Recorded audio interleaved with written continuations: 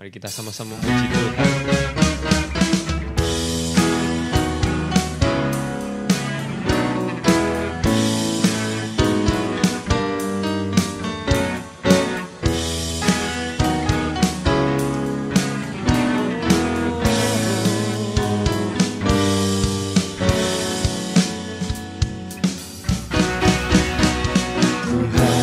Curahkan roh-Mu atas manusia di bumi, biar anak-anak-Mu menyampaikan nubuatan, beri mimpi dan penglihatan, nyatakan isi hati-Mu, biar iman kami bangkit, surga nyatakan kedatangan hari-Mu. Kan ada kebangkitan yang besar, kan ada pemulihan di negeri kami, kan ada kebangkitan yang besar, yang berseru kepada Yesus diselamatkan. Hey!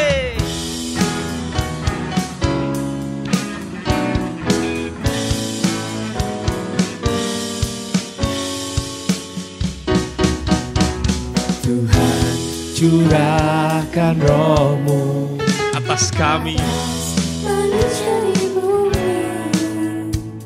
biar anak-anak-Mu menyampaikan nubuatan, beri mimpi dan penglihatan, nyatakan isi hati-Mu, biar iman kami bangkit, surga nyatakan kedatangan hari-Mu. Sama-sama.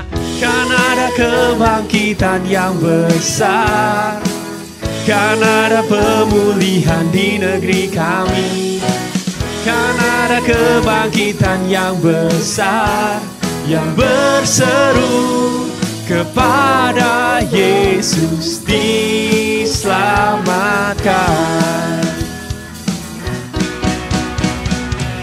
Kan ada kebangkitan yang besar, kami percaya Tuhan, di negeri kami. Kan ada kebangkitan yang besar, yang berseru kepada Yesus diselamatkan. Oh, kan ada kebangkitan yang besar, kan ada pemulihan di negeri kami, kan ada kebangkitan yang besar, yang berseru kepada Yesus diselamatkan, yang berseru kepada Yesus diselamatkan.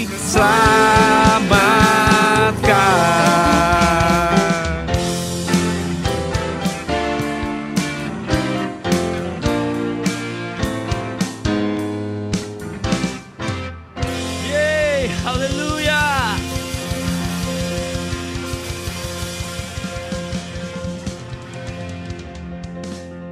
Yes.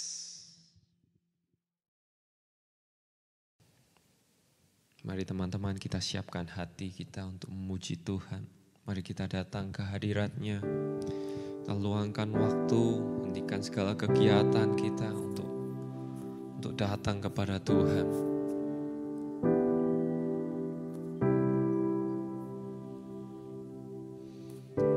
Can't go back to the beginning, can't control what tomorrow will bring, but I know here in the middle is the place where you promised to be.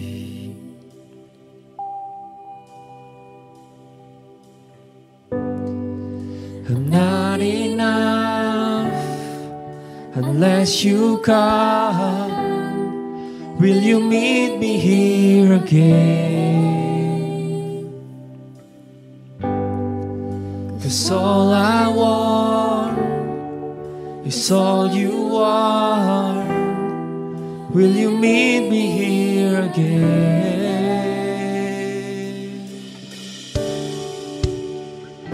Oh,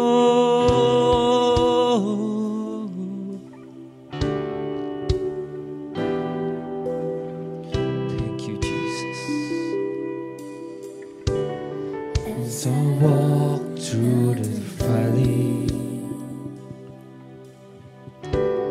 let your love rise above every fear, like the sun shaping the shadow. In my weakness, your glory appears.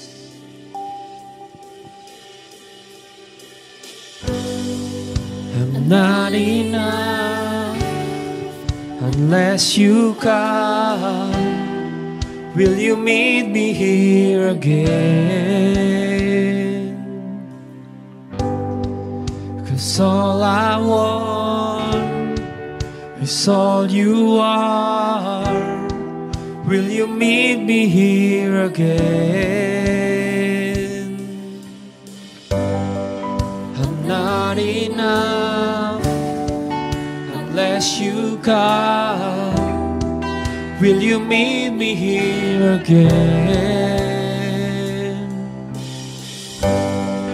'Cause all I want is all you are. Will you meet me here again?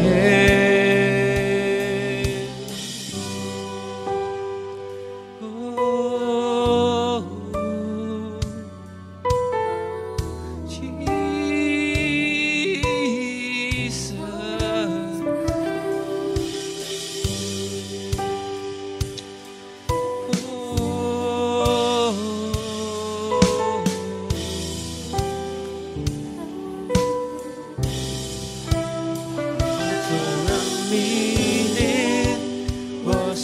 forsaken. The Lord is in this place. The Lord is in this place. Come, Holy Spirit, dry bones awaken. The Lord is in this place. The Lord is in this place. Not for a minute was I forsaken. Oh, the Lord is in this place. His Spirit, dry bones awaken. The Lord is in this place. The Lord is in this place.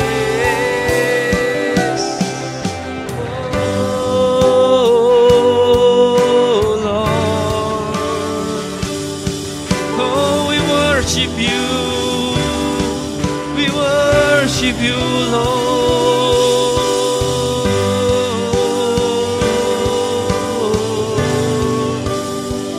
Oh, come, Holy Spirit, fill this place.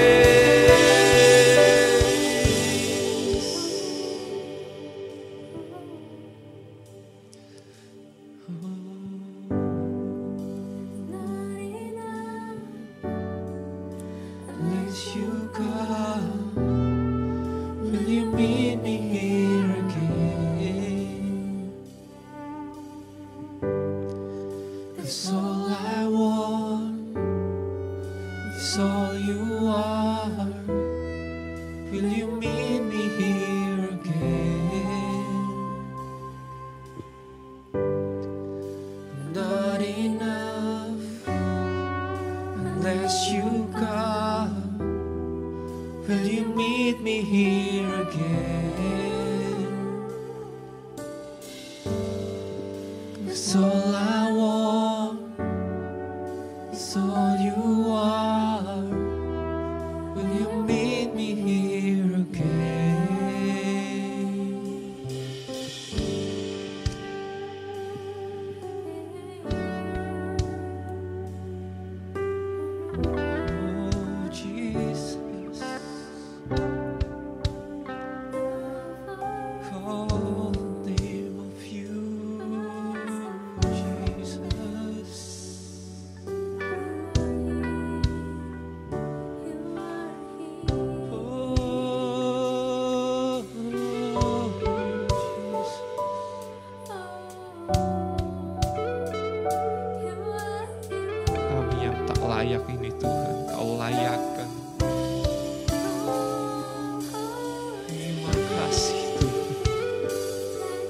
Oh,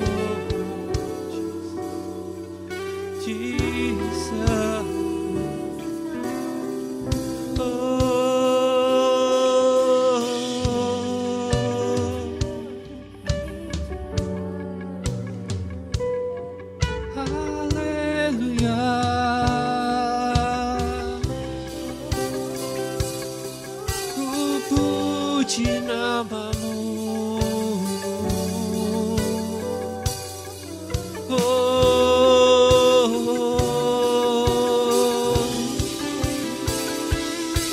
Mari naikkan pujian Yesus.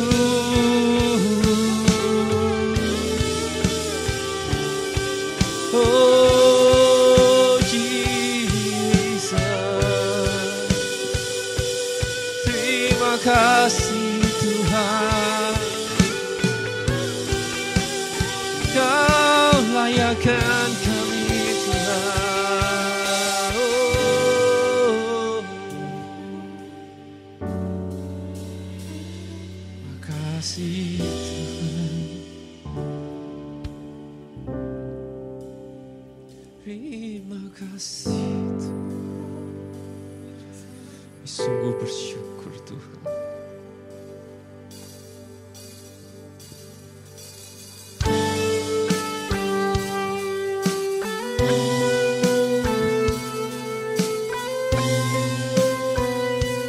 Kau Allah yang berserta, Kau Allah yang tidak pernah meninggalkan kami Tuhan.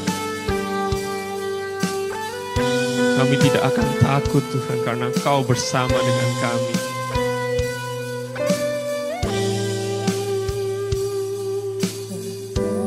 Datang dan berserah, ku nyatakan Kau yang berkuasa dalam gelap. Kau setia, Kau cahaya hidupku.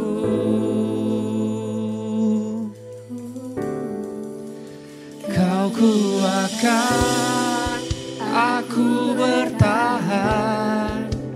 Kau harapan dalam kesesakan.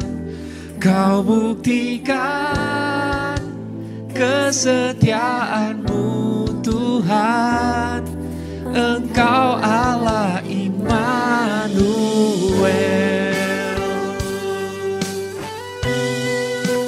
Yesus, kami datang Tuhan. Aku datang dan menyembah, ku nyatakan Kau yang bertata dalam lemah. Kau sempurna, Kau cahaya bagiku.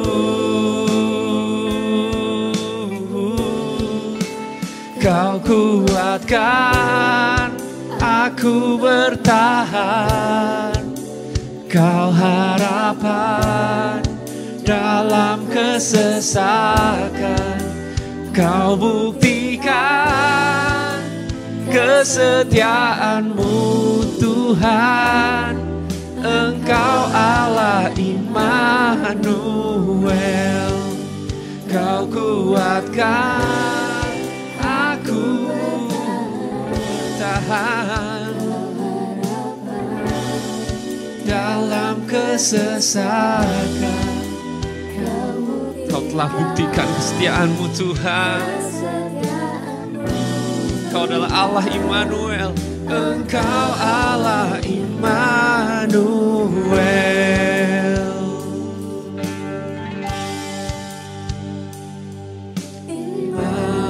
Immanuel, Immanuel, Engkau besertaku. Immanuel, Immanuel, Engkau Allah besertaku. Immanuel,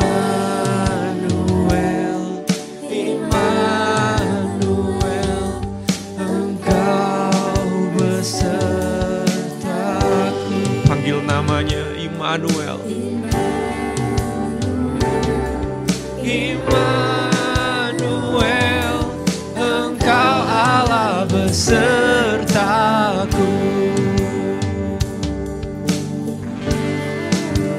Kau kuatkan aku bertahan, Kau harapan dalam kesesakan. Kau buktikan kesetiaan-Mu Tuhan, Engkau Allah Immanuel. Oh, Kau kuatkan, oh, dalam kesesakan.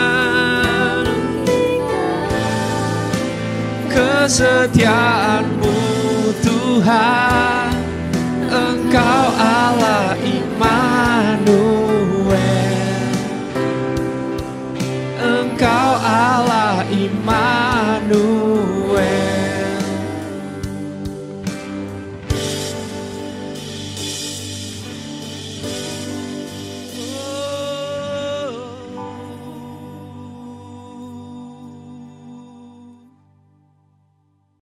Shalom Magnetic Youth dan generasi muda dimanapun Anda berada.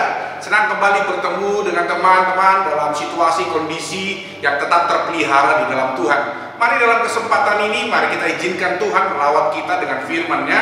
Mari terlebih dahulu kita berdoa. Terima kasih Tuhan, kami sudah memuji Engkau, kami sudah menyembah Engkau, dan kami sudah mengalami jamahan Tuhan dalam hadirat-Mu. Dan sebentar izinkan kami juga dilawat oleh firman Tuhan yang hidup, karena kami tahu firman-Mu adalah kekuatan yang sanggup mengubahkan, membaharui, memulihkan, menyembuhkan kami. Terima kasih Tuhan, pakai hamba-Mu hari ini jadi saluran berkat firman Tuhan. Lawat kami dengan cara dan dengan kuasa-Mu yang dahsyat, dalam nama Yesus. Haleluya, amin, amin, amin. Oke, baik teman-teman, hari ini saya ingin kita bersama-sama bertumbuh dalam kebenaran firman Tuhan. Dan saya ingin beri judul khotbah saya adalah moving on, ya, moving on. Nah, teman-teman, saya percaya kata move on atau moving on adalah kata yang sangat umum, ya. Seringkali kita dengar dalam bahasa-bahasa milenial, kaum generasi muda sering memakai ini dalam kehidupannya, terutama berbicara tentang apa yang sedang dialaminya berkaitan dengan perasaan. Nah, saya ingin teman-teman kita bersama-sama nangkap bahwa ternyata, saudaraku, iblis sedang menyerang generasi ini, sedang menyerang siapapun dengan panah-panah frustasi, panah-panah api yang membuat orang mudah putus asa, mudah menyerah. Bahkan yang sangat fatal sekali, banyak orang mengakhiri hidupnya dengan sia-sia karena mereka gagal move on dalam kehidupan. Dalam dinamika pergumulan ini, saya percaya kita tidak selalu diperhadapkan dengan jalan yang mudah. Kita tidak selalu diperhadapkan dengan situasi yang nyaman, enak, seperti yang kita harapkan, seperti yang kita doakan.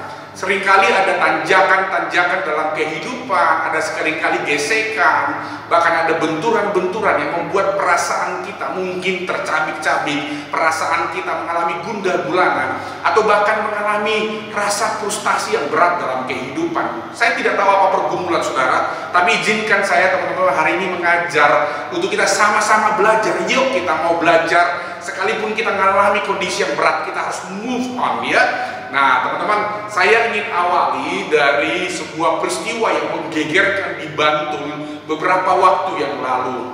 Bantul, sebuah kota saudaraku, itu tiba-tiba heboh dengan sebuah kisah yang sangat mengejutkan, yaitu saudaraku viral dengan sate beracun, ya. Saudara, apa yang terjadi dengan sate beracun ini? Ternyata satu kali saudaraku akhirnya terkuak, ada seorang wanita berinisial NA, saya tidak perlu sebut namanya. Saudaraku, wanita inisial NA ini kecewa karena ternyata pria yang dia cintai, yang sudah sekian lama berjalan dengan dia, tidak jadi menikahi dia, malah menikahi wanita lain. Saudaraku, dia rasa benci, dendam, sakit hati, saudaraku, dan itu sudah terjadi beberapa lama. Nah, dia ingin saudaraku mengadakan pembalasan dendam. Nah, apa yang terjadi teman-teman? dia membuat skenario, mengirimkan sate, saudaraku, ke alamat yang ditujukan kepada saudaraku mantannya, saudara ya. Tapi itu bukan sate sembarang sate. Sate itu, saudaraku, sudah ditaburi racun sianida. Wow, bayangkan racun sianida, saudaraku, dimasukkan di dalam bumbu satenya, saudaraku. Singkat cerita, saudaraku, dia memesan, saudaraku, Gojek, dan dia memberikan alamat kepada mantannya. Dia berpikir mantannya akan segera makan, atau minimal istrinya atau siapa, yang penting dia bisa melampiaskan rasa kecewa, rasa kemarahannya, dendam, rasa pahit hatinya, begitu ya. Singkat cerita, tapi ternyata yang terjadi adalah, saudaraku, yang mantannya itu lagi di luar kota. Terus istrinya menghubungi, "Pak, ada kirim sate enggak?" Saya, dia bilang begini, "Enggak, saya enggak ada pesan sate." Ya udah, terima aja. Tapi istrinya dengan bijaksana berkata, "Kayaknya saya tidak terima satenya." Saudara. Nah, istrinya berkata begini, "Ya udah, sama Bapak Gojek aja, berkat untuk Pak Gojek." Saudara. Wah, dengan senang hati dong tukang Gojeknya menerima berkat di sore hari sate, saudara. Dan dengan senang hati itu saudaraku Gojek pulang, dan dia menyediakan sate itu kepada keluarganya. Saudaraku, singkat cerita, anaknya yang saudaraku yang memakan sate itu, saudaraku, tiba-tiba berkerojotan dan akhirnya mati, saudara ya. Wah, itu heboh sekali, saudaraku, dan kesedihan yang sangat luar biasa kepada pria Gojek yang malang ini, saudaraku, kehilangan anaknya karena ada sate beracun. Dan polisi dengan cepat menyelesaikan perkara, tertangkaplah wanita berinisial NA, saudara ya.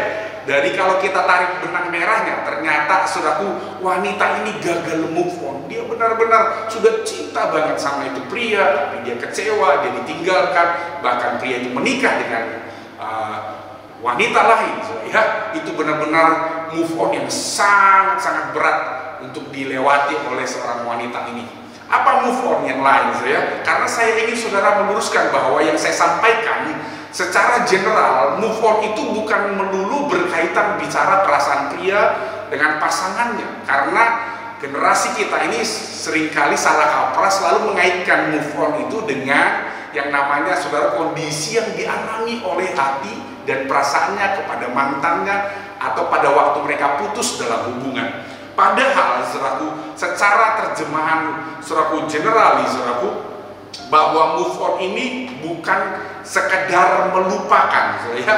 Kalau kita terjemahkan dengan terjemahan bahasa Inggris dan frasa dalam bahasa Inggris, maka move on yang dimaksud itu adalah bukan sekedar melupakan kenangan yang buruk atau melupakan masa lalu yang pahit, atau bukan hanya sekedar berpindah ke lain hati, berpindah ke lain tempat atau kota, tetapi move on di sini lebih tepatnya sebenarnya berbaikan atau berdamai dengan semua kenangan atau ingatan yang terjadi di masa lalu, ya. Jadi ketika kita berkata move on, maka yang harusnya kita tangkap secara holistik adalah bahwa kita harus berbaikan atau berdamai dengan semua memori ingatan kita yang buruk, yang pahit di masa lalu, dan kita melangkah, kita membuat sebuah resolusi untuk hidup yang diperbaharui, kita berjalan jauh lebih baik.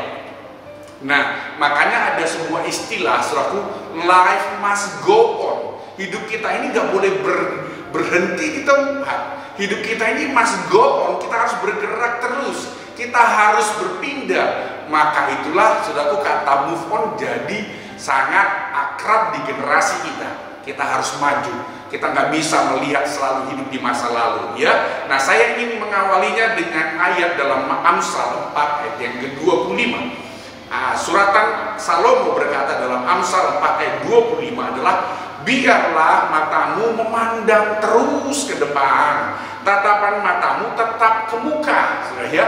Jadi Salomo sedang mengajari kita, teman-teman, bahwa pandangan kita ini harus terarah terus ke depan, ke masa depan. Mata kita harus memandang jauh ke depan. Kita tidak perlu harus menghabiskan energi waktu kita melihat ke belakang, memandang ke masa lalu. Hidup kita ini harus jauh melihat ke depan. Memang, saudaraku, kita perlu sesekali merefresh atau mengevaluasi hidup kita dengan, saudaraku, berkaca dengan masa lalu. Tetapi Amsal bilang, matamu pandanganmu harus tertuju ke depan. Energi, waktu, tatapanmu harus engkau beri porsi terbesarnya adalah memandang ke masa depan, bukan ke masa lalu. Ya, masa lalu adalah masa lalu, tidak ada kehidupan di dalamnya. Amin, saudara-saudara. Karena kalau kita selalu melihat ke belakang, itu seperti kita menggunakan kendaraan, saudaraku. Kalau saudara fokusnya melihat spion ke belakang, maka saudara tidak mengetahui jalan di depan. Saudara tiba-tiba bisa masuk ke got, saudaraku. Saudara bisa nabrak orang lain, bisa nabrak kendaraan. Makanya tidak heran begitu banyak generasi ini, saudaraku, itu mengalami kecelakaan dalam kehidupannya. Saya tidak bicara kecelakaan secara tabrakan kendaraan atau fisik, tapi kecelakaan dalam hidup ini bicara bahwa banyak peristiwa tragedi dalam hidup ini karena kita tidak pernah move on. Kita selalu melihat ke belakang, kita selalu melihat masa lalu, kita selalu berkutat dengan apa yang terjadi di masa lalu. Kita berkata, kok bisa ya terjadi? Mengapa dia tega ya mengkhianati saya? Kenapa dia bisa mengatakan hal seperti itu? Mengapa dia menyakiti hati saya? Begitu ya. Nah, energi kita ketika kita habiskan banyak ke depan, maka itu sama saja kita sedang mengendarai kendaraan hidup kita ini tanpa fokus ke depan. Akan terjadi bencana, tragedi dalam kehidupan, hal-hal tragis bisa terjadi, menabrak hidup kita. Itu sebabnya teman-teman, yuk kita terus memiliki sebuah optimis bahwa hidup ini must go on. Hidup saudara harus move on. Satu kali saya juga pernah membaca sebuah berita yang viral, anak SMA saudaraku di Sumatera itu naik ke gedung tinggi, terus dia lompat dari ketinggian karena dia diputus sama pacarnya. Bayangkan anak pria SMA melompat dari gedung tinggi, mati bunuh diri karena diputus sama pacarnya. So, betapa naif, betapa saudaraku sempit dan dangkalnya berpikir. Bahkan kalau saudara dengar, kalau bicara move on, ada banyak orang yang gagal move on itu dalam bidang pekerjaan juga. Saya pernah membaca, saudaraku, ada seorang karyawan tega, saudara, dia menganiaya bosnya, menganiaya majikannya. Kenapa? Karena dia di PHK, karena dia, saudaraku, dikeluarkan. Wah, bahkan yang lebih parah kalau pernah Bapak Ibu atau teman-teman generasi muda yang menyaksikan berita-berita yang ada di media, kita bisa mendengar ada satu mantan karyawan itu membunuh majikannya. Karena apa? Karena dia kecewa, karena dia merasa malu, merasa hina, ya, merasa dipermalukan oleh mantan majikannya, begitu ya. Dan apalagi teman-teman, saya juga pernah membaca anak SMA, ya, anak SMA itu menganiaya gurunya karena gurunya negur dia, kamu kok nilainya jelek, kamu ini gak belajar ya, kamu kerjanya apa sih, kok nilaimu ini memalukan, merah terus gitu ya. Saudaraku, itu berita, saudaraku, pernah viral beberapa tahun yang lalu itu. Dia menganiaya gurunya karena dia merasa malu, dia merasa benar-benar hina begitu ya. Di tengah sekolah kelas teman-temannya dengar, waduh, dia benar-benar sakit hati, kecewa ya. Padahal maksud gurunya mungkin baik ya, supaya dia belajar, supaya nilainya bagus begitu ya. Tapi dia punya respon yang keliru. Makanya orang-orang kalau dikit-dikit baper, maka kita punya respon-respon yang bisa keliru dalam mengambil keputusan-keputusan. Nah, betapa pentingnya kita supaya terus move on dalam kehidupan. Karena saya percaya ketika kita berjalan di dalam Tuhan, maka jalan yang kita jalani teman-teman itu nggak selalu lurus, nggak selalu mulus, nggak seperti selalu jalan tol bebas hambatan. Di jalan kehidupan ini, saudara berkata, kan saya rajin pelayanan Kak, saya rajin loh Pak, oh doa puasa, saya rajin loh Kak ikut ibadah, masa sih Tuhan nggak bukakan jalan saya? Oh iya, saya percaya Tuhan bisa memberkati, Tuhan bisa membuat jalan kita ini lurus, lempang. Tapi untuk mendewasakan kita, untuk membentuk hidup kita, seringkali Tuhan kasih tanjakan-tanjakan, Tuhan kasih persimpangan-persimpangan kehidupan untuk kita bisa berhenti dan kita berbelok sedikit, dan kita bisa, saudaraku, melakukan tindakan-tindakan tertentu untuk kita tetap selamat. Kita perlu resolusi, kita perlu, saudaraku, untuk berbelok, untuk kita mengupgrade diri kita. Itu yang harus kita munculkan. Makanya hari ini teman-teman, kita harus benar-benar punya respon yang selalu ketika terjadi apapun, saudara berkata, yes Tuhan, aku mau move on. Aku mau mengakui bahwa hidupku ini perlu diperbaiki oleh Tuhan. Amin, teman-teman. Nah, teman-teman, saya ingin kita mendengar ada quotes bagus berkata begini. Quotes ini kan quotes yang mungkin sering teman-teman dengar. Quotes ini berkata, the only things harder than letting go is moving on, katanya.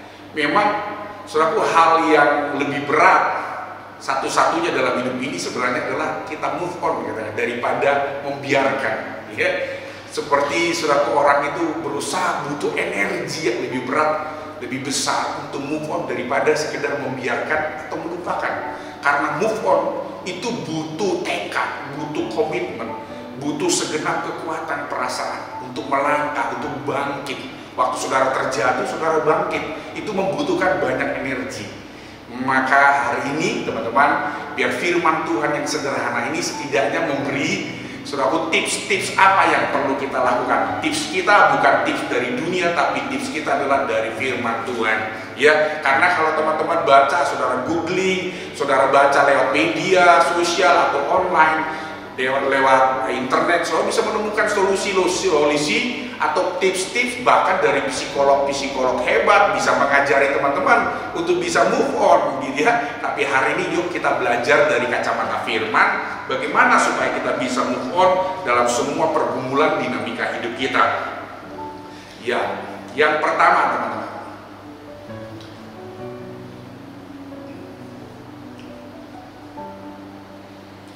ada yang harus kita lakukan. Yang pertama adalah mengampuni masa lalu kita. Mengampuni masa lalu kita. Sebelum saya masuk lebih dalam, teman-teman, ada 3 jenis pengampunan yang perlu teman-teman tahu. Yang pertama adalah mengampuni orang lain. Artinya orang lain itu menyakiti hati kita atau melakukan hal yang kita tidak sukai, yang membuat kita terluka atau kecewa. Yang kedua, kita mengampuni diri kita sendiri, ya, mengampuni diri kita sendiri karena mungkin kita mengambil keputusan yang keliru. Teman-teman mengampuni diri sendiri kenapa? Karena teman-teman salah bereaksi, gitu ya. Karena segala sesuatu yang terjadi kan seringkali ditentukan sama respon kita. Nah, John Maxwell berkata, 70% hidup kita ini ditentukan oleh respon kita, bukan apa yang terjadi kepada kita.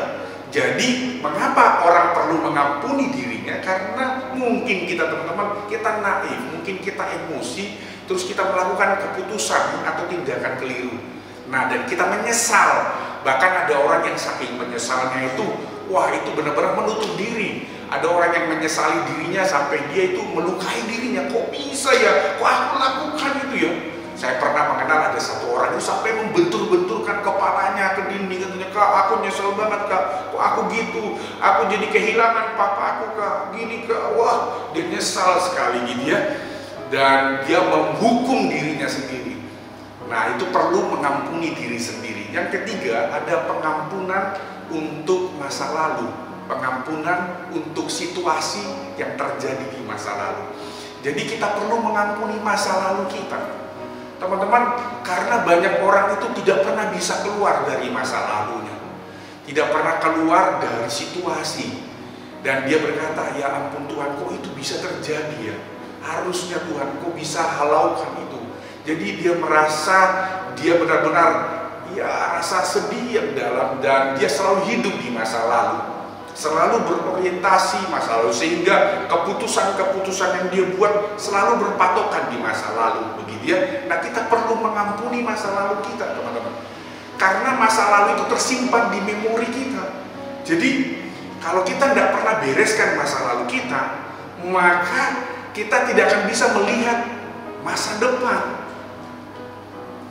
Jadi teman-teman, hari ini yang saya ingin mengajak, tips firman Tuhan bagi kita hari ini, yuk kita berdamai dengan masa lalu, kita ampuni masa lalu kita, gitu ya. Kita ampuni semua yang terjadi yang mengecewakan.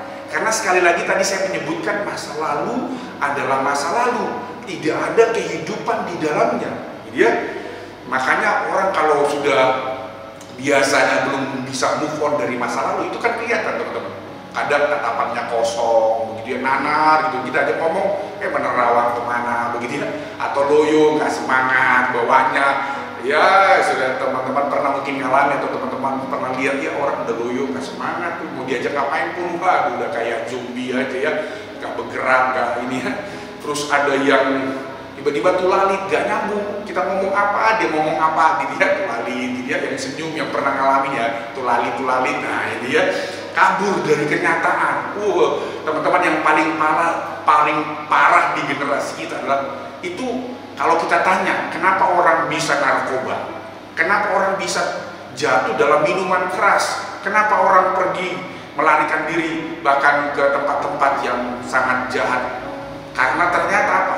Dia ingin menguburkan masa lalu, dia ingin menutupi semua yang dia alami di masa lalu itu dengan menghibur diri, padahal sebenarnya dia sedang melarikan diri. Dia, kita melarikan diri dari kenyataan.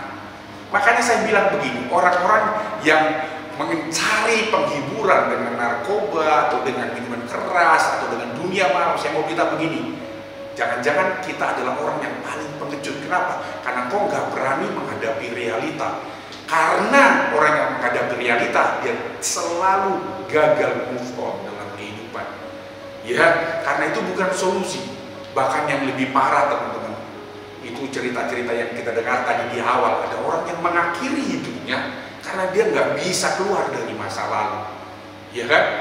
Ada orang yang sampai akhirnya mengakhiri hidupnya karena mungkin dia dilecehkan, mungkin dia dihina, dikutuk, atau ditolak, sehingga dia mengakhiri hidupnya. Ada banyak kisah, cerita yang kita dengar, dan itu sangat miris, sangat menyedihkan. Teman-teman, kalau engkau terbeban, mari hari ini kita punya respon yang pertama yang harus kita lakukan, atau kita juga sampaikan kepada teman kita, dia harus ampuni masa lalunya.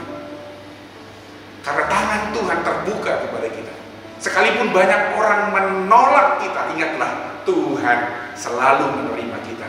Mari kita mengampuni, kita berkata, aku mengampuni peristiwa waktu aku dilecehkan, aku mengampuni waktu aku umur 12 tahun, aku dihina, aku ditolak, aku dipermalukan. Sebut peristiwanya dengan detail. Tuhan, aku mengampuni waktu aku SMP, Tuhan, aku ngalamin ini.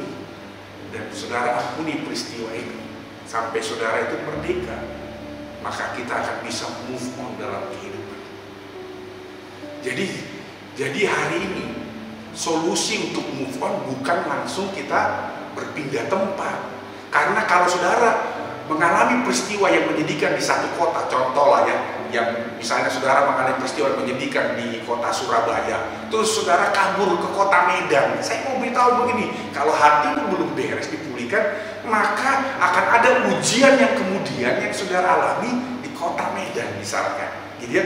Atau saudara berkata, saya berpindah ke lain hati, udah saudara gagal move on dengan yang pertama, saudara pikir dengan cepat punya pacar, maka saudara berkata, oh saya sudah move on, saya sudah punya pacar baru. Saya mau beritahu begini, jangan-jangan pacarmu sekarang adalah tempat pelarianmu, bukan tempat untuk engkau menjadi, kan dia adalah sahabat untuk mewarisi masa depan bersama-sama. Itu pelarian teman-teman, itu bukan move on yang sejati. Move on yang sejati yang pertama apa? Kita harus berdamai, kita mengampuni masa lalu kita. Yang setuju katakan amin. Yang mengerti dan mau meresponinya katakan yes, haleluya. Saya ingin menceritakan ada satu kisah yang mungkin teman-teman sering dengar. Satu kali ada seorang pria itu menghadiri sebuah sirkus. Wah, dia terhibur dengan sirkus ini, di mana sirkus ini ada seekor gajah itu beratraksi. Wah, dia bisa melakukan gerakan-gerakan yang berbeda dari gajah-gajah yang lain. Oh, dengan atraksinya, main sepeda dan lain sebagainya, bergerak, main bola, dan teman-teman orang terhibur, bertepuk tangan. Wah, ini luar biasa, ini gajah. Saudaraku, selesai singkat cerita, itu yang namanya atraksi selesai dan gajah masuk ke kandang. Besok paginya, ini pria waktu kembali lagi ke tempat sirkus, teman-teman, dia kaget. Ternyata gajah itu lagi ada di sebuah lapangan, begitu ya, dengan hanya kakinya terikat sama tali yang tipis, tali rafia. Dan dia berpikir begini, mengapa gajah yang badannya besar ini itu malah gak kabur atau melepaskan tali itu. Dia hanya memerlukan gerakan sedikit kakinya, itu tali rafia itu pasti putus, teman-teman. Karena gajah itu bahkan bukan hanya tali, rantai saja mungkin kalau dia tarik, maka rantai besi juga bisa putus.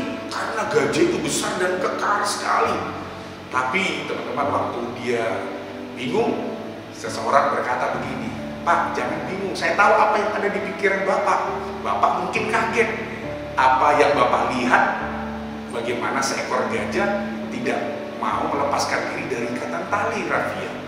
Karena Pak, sesungguhnya yang mengikat gajah itu bukan tali itu, tetapi yang mengikat gajah itu adalah masa lalunya." Dia mulai menangkap, oh iya, apa yang terjadi di masa lalunya. Ini Bapak cerita, dulu waktu bayi gajah ini masih kecil, jadi bayi gajah itu diikat sama tali rafia. Dan waktu bayi gajah itu yang masih kecil itu berusaha merontak, dia selalu kesakitan. Dan tali yang mengikat dia itu sampai melukai kakinya, sampai kadang berdarah lecet sekali. Dan berkali-kali, nah gajah kecil itu yang masih bayi itu berpikir, kalau saya melepaskan diri dari tali rafia ini, maka itu bisa melukai, menyakiti saya. Jadi cara terbaiknya adalah saya diam dan saya tidak mau terluka. Dan Bapak ini juga mendapat pencerahan, oh iya benar, berarti gajah besar, induknya yang begitu besar ini tidak bisa melepaskan diri dari tali rafia yang tipis itu, karena sesungguhnya dia tidak diikat oleh tali itu lagi, tapi dia diikat oleh masa lalunya. Teman-teman, banyak generasi ini sebenarnya diikat oleh masa lalunya, ada belenggu masa lalu yang membuat banyak generasi muda tidak bisa radikal sama Tuhan. Banyak generasi muda tidak on fire sama Tuhan. Satu kali saya juga menanya, ada seorang anak muda, dulu dia itu wah keren sekali melayani, main musik, dia punya talenta. Waktu saya tanya, kenapa kamu gak melayani lagi? Dia bilang begini, ngapain pelayanan? Orang-orang gereja semuanya munafik, orang-orang gereja semuanya ya cuman kelihatan suci aja, hidupnya gak beres. Teman-teman, ada yang salah gak? Saya percaya semua kita punya kekurangan, orang lain juga punya kekurangan. Tetapi saya mau beritahu begini, ketika kita punya sebuah pengalaman di masa lalu yang mengecewakan, itu bisa mengikat kita sehingga kita tidak bisa lagi melayani Tuhan. Bahkan saya mau beritahu begini teman-teman, kita ini menjadi orang Kristen yang naif, kita bahkan mengorbankan Tuhan. Kita mengabaikan Tuhan karena perasaan kita dikecewakan, kita gagal move on dengan apa yang terjadi. Karena belum tentu teman-teman orang lain itu selalu menyakiti kita. Mungkin dalam situasi tertentu dia salah berkata-kata, salah bertindak. Tetapi ketika kita pegang itu, maka kita nggak bisa move on. Maka kita sedang mengorbankan panggilan Tuhan dengan tidak melayani, tidak beribadah. Bahkan ada banyak orang yang kita dengar meninggalkan imannya karena masa lalunya tidak pernah dibereskan, didamaikan. Hari ini saya mengajak teman-teman, yuk kita berdamai dengan masa lalu kita. Kita bawa sama Tuhan, kita pandang salib itu, kita mengampuni masa lalu kita. Yang setuju katakan amin teman-teman. Haleluya. Yang kedua, bagaimana supaya kita segera move on? Apa tips rohani atau tips firman Tuhan untuk kita move on? Yang kedua, Yeremia 29 ayat yang ke-11. Sebab aku ini mengetahui rancangan-rancangan apa yang ada padaku mengenai kamu. Demikianlah firman Tuhan, yaitu rancangan damai sejahtera dan bukan rancangan kecelakaan, untuk memberikan kepadamu hari depan yang penuh harapan. Teman-teman, yang kedua, tips kita untuk kita bisa move on adalah kita harus punya kacamata yang benar bahwa selalu ada harapan dari Tuhan untuk kita. Dengan kata lain, kita harus melihat Tuhan tidak pernah merancangkan yang keliru. Saudara, kita harus melihat bahwa Tuhan tidak pernah punya rencana yang jahat, rancangan yang keliru dalam hidup kita.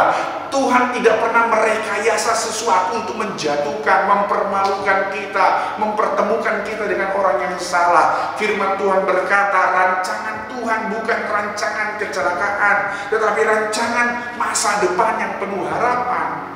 Jadi waktu kita melihat atau mengalami hal-hal yang menyedihkan, hal-hal yang membuat kita frustasi, kita putus asa, saya mau beritahu begini, jangan pernah melihat masalah itu berasal dari Tuhan. Apalagi menyalahkan Tuhan. Banyak kan teman-teman berkata, iya Tuhan kok nggak adil Tuhan, kok dia tuh Tuhan, dia kan itu ya nggak serajin saya pelayanan, ya ampun Tuhan dia baru ikut Tuhan, saya udah sekian lama Tuhan kok hidup saya begini Tuhan.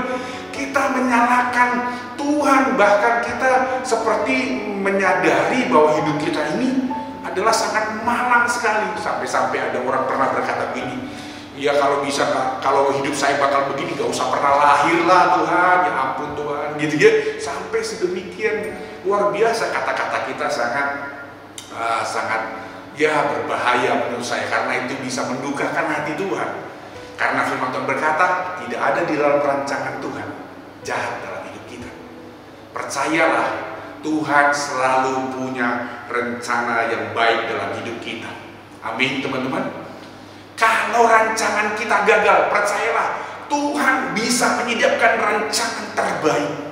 Tuhan tidak pernah kehabisan plan. Tuhan tidak pernah kehabisan rancangan dalam hidup kita. Rencana A cadangan kita gagal, rencana B Tuhan bisa siapkan. Rencana B kita bisa gagal. Orang boleh berusaha jegal kita, orang bisa berusaha menyakiti kita. Saya percaya begini, Tuhan tidak pernah kehabisan stok. Tuhan tidak pernah kehabisan persediaan untuk menyediakan masa depan yang penuh harapan dalam hidup kita. Jangan saudaraku sibuk atau asik meratapi masa lalu, atau meratapi keadaan, bahkan menyalahkan Tuhan. Firman Tuhan berkata bahwa rancangan Tuhan rancangan yang dahsyat. Jadi apa yang harus kita lakukan? Ya udah, terima teman-teman. Maka hal yang sederhana, kalau kita tahu bahwa rancangan Tuhan baik, rancangan Tuhan itu masa depan penuh harapan, kalau ada sesuatu yang buruk terjadi, maka yang harus jadi respon kita, kalau mengerti kebenaran ini, maka kita menerima. Ya Tuhan, aku keliru Tuhan. Oh Tuhan, ini buruk kelihatannya Tuhan. Aku mengalami hal yang menyedihkan ini. Tapi saudara tidak kehilangan kesempatan untuk menyerahkan kembali kepada Tuhan. Tuhan, sekalipun ini kelihatan buruk, sekalipun ini tidak seperti yang saya harapkan, tapi saya percaya firman berkata, rancanganmu adalah rancangan masa depan yang penuh harapan. Amin. Saya pernah saudara mendengar cerita, ada banyak orang-orang dia tadinya merasa putus asa, dia bilang, Kak aku cinta banget sama itu orang Kak. Kak saya sudah pacarannya 10 tahun Kak, dari SMP, SMA, kuliah Kak. Waduh saya pikir dia bakal jadi suami saya pikir dia akan jadi ini saya. Waduh dia benar-benar terluka teman-teman. Tapi waktu Tuhan tolong dan dia mulai berdamai, dan dia mulai mempercayai janji Tuhan, dia mulai belajar kembali berserah sama Tuhan. Dan waktu dia menikah dengan seorang yang luar biasa, sukses, cinta Tuhan, bahkan seorang pelayan di sebuah gereja yang setia, dia bilang begini, iya ya, untung saya gak jadi menikah dengan mantan saya yang dulu Kak. Waduh, kenapa? Waduh, saya gak tahu.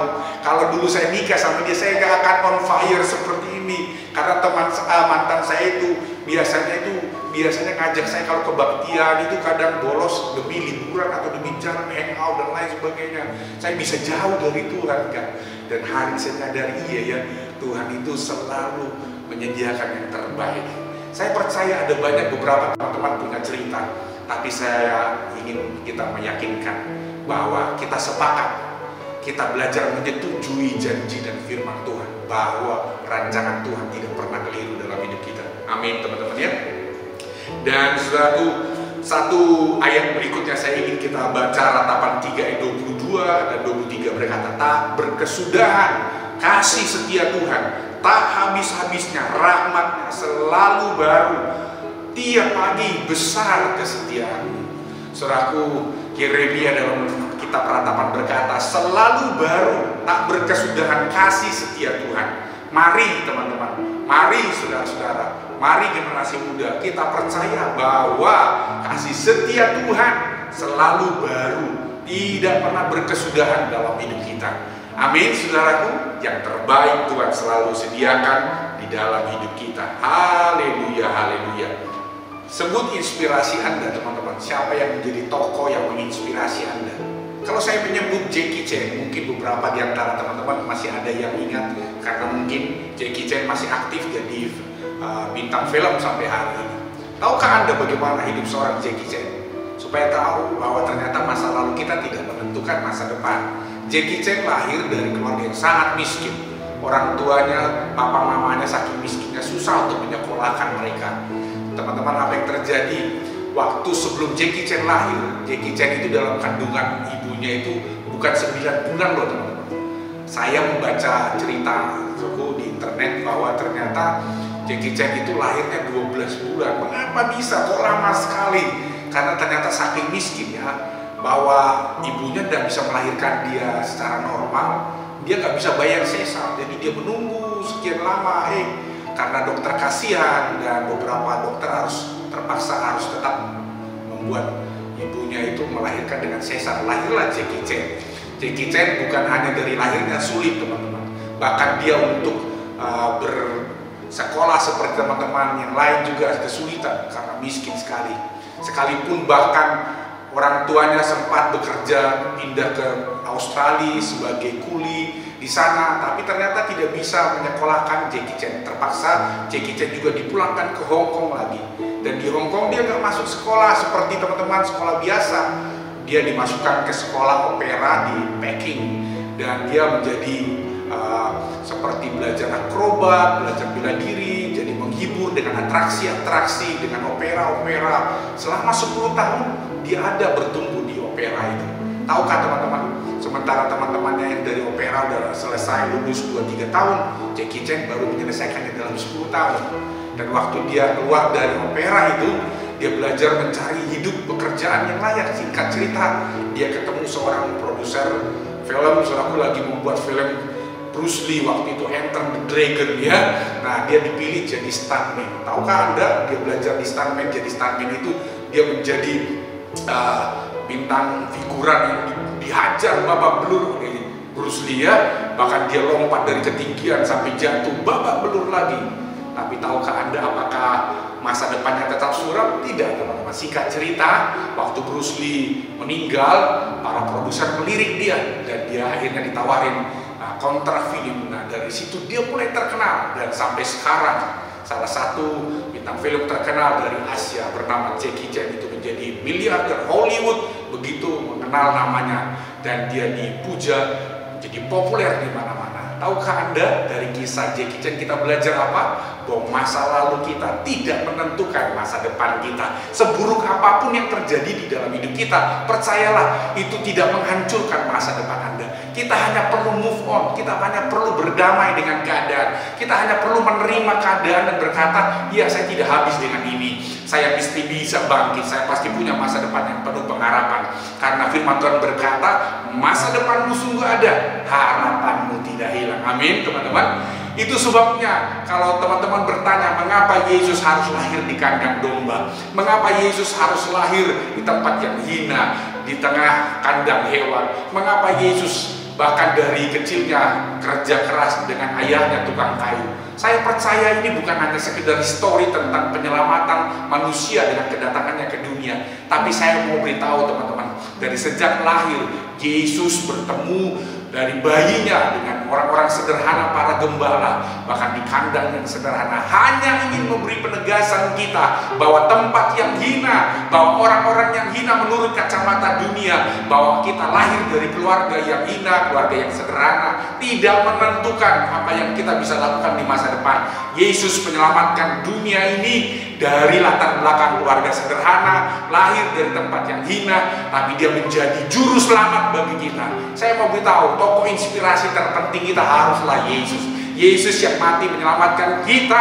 Dia datang membawa sebuah pengharapan bahwa masa lalu kita tidak menentukan masa depan, karena masa depan ada di dalam Yesus. Mari tundukkan kepala teman-teman. Saya mau berdoa bagi Anda hari ini.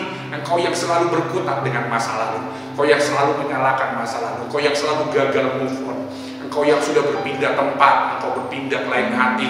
Tetapi saya mau beritahu begini, itu jangan sebuah pelarian, karena engkau tidak akan pernah bisa menang kalau engkau tidak pernah berdamai. Yang pertama, berdamai dan mengampuni masa lalu. Yang kedua, percaya bahwa selalu ada harapan di dalam Tuhan.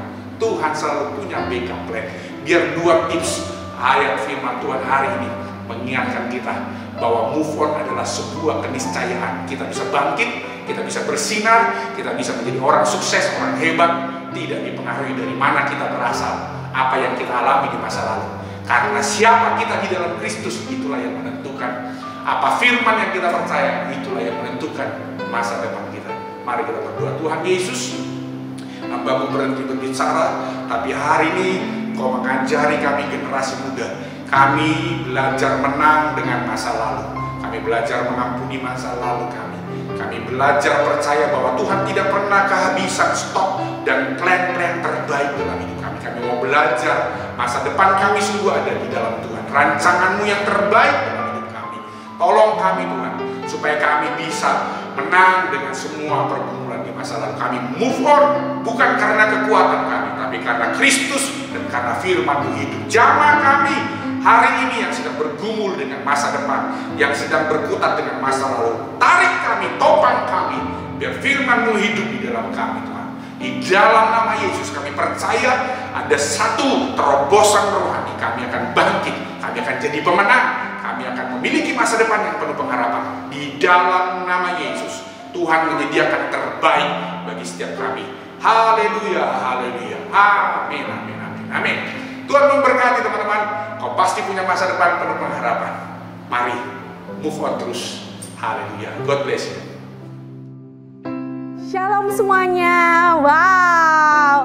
Thank you buat pembicara pada hari ini yang telah membagikan firman yang luar biasa. Dan saya yakin firman ini memberkati kalian semua. Meskipun kita masih online, tapi saya percaya hadirat Tuhan juga ada di tempat kalian semua mendengarkan firman Tuhan hari ini. Puji nama Tuhan. Sebelum kita doa penutup, saya mau membacakan firman Tuhan yang terambil dari Amsal 3 ayat 5 sampai 6. Oke, Amsal 3 ayat 5 sampai 6. Di situ tertulis bahwa percayalah kepada Tuhan dengan segenap hatimu dan janganlah bersandar kepada pengertianmu sendiri. Akuilah Dia dalam segala lakumu, maka Ia akan meluruskan jalanmu. Mari sekali lagi kita baca sama-sama ayat mingguan ini supaya itu mendarat di hati setiap kita dan menjadi rema. Sama-sama kita baca Amsal 3 ayat 5 sampai 6. 1, 2, 3. Percayalah kepada Tuhan dengan segenap hatimu dan janganlah bersandar kepada pengertianmu sendiri. Akuilah Dia dalam segala lakumu, maka Ia akan meluruskan jalanmu. Amin. Dari ayat mingguan ini kita banyak belajar tentang bagaimana kita percaya kepada Tuhan. Sama dengan firman-Nya bahwa firman Tuhan itu ya dan amin. Di setiap apapun yang kita dengar ayat firman Tuhan, kita harus mempercayainya 100%. Percaya bahwa Tuhan akan melakukannya dalam hidup setiap kita. Mari kita berdoa sama-sama. Bapa di sorga, terima kasih Tuhan buat hari ini. Kami bisa beribadah sekali lagi. Kami bisa mempunyai kesempatan untuk beribadah, mendengarkan firman Tuhan. Mungkin saat ini ada banyak orang yang sedang susah, yang sedang sedih, yang sedang bingung, yang sedang kehilangan arah. Tapi jika Engkau memberikan kami Tuhan kesempatan untuk kami bisa mendengarkan firman Tuhan, itu hanya karena by the grace of God. Terima kasih Tuhan Yesus, terima kasih buat serangkaian praise and worship, serangkaian firman yang Kau bagikan dan kami dengar hari ini. Kami mau Tuhan lewat apa yang kami dengar ini, itu menjadi rema buat kami, menjadi sebuah hal yang benar-benar kami lakukan. Dan tujuannya untuk memuliakan nama-Mu, bukan kegagahan kami sendiri. Kami mau mempercayai segala keajaiban-Mu. Dan kalau mujizat pernah terjadi dalam hidup kami yakin mujizat itu akan terjadi sekali lagi dalam hidup kami. Kami percaya Tuhan, Kau Allah yang luar biasa. Sebentar lagi Tuhan kami akan mengakhiri ibadah ini. Tapi kami mau Tuhan Engkau terus beracara lewat hidup kami sepanjang minggu ini. Terima kasih Bapak, kami juga berdoa buat semua para pelayan Tuhan, semua editor, semua yang menyukseskan ibadah online pada minggu ini. Engkau berkati mereka, Engkau berkati hidup mereka lebih dan lebih Tuhan. Berikan mereka roh yang semakin semangat, semakin berkobar-kobar melayani Tuhan dan memfasilitasi setiap kami untuk dapat ibadah online setiap minggunya. Terima kasih Bapa, terima kasih, puji nama Tuhan. Puji syukur kami naikkan kepada Engkau Tuhan Yesus. Kami percaya Tuhan, minggu depan kami akan bersama-sama lagi ibadah, sekali lagi menghadap Engkau. Di dalam nama Tuhan Yesus kami siap menjalani minggu ini bersama dengan Engkau. Haleluya, amin.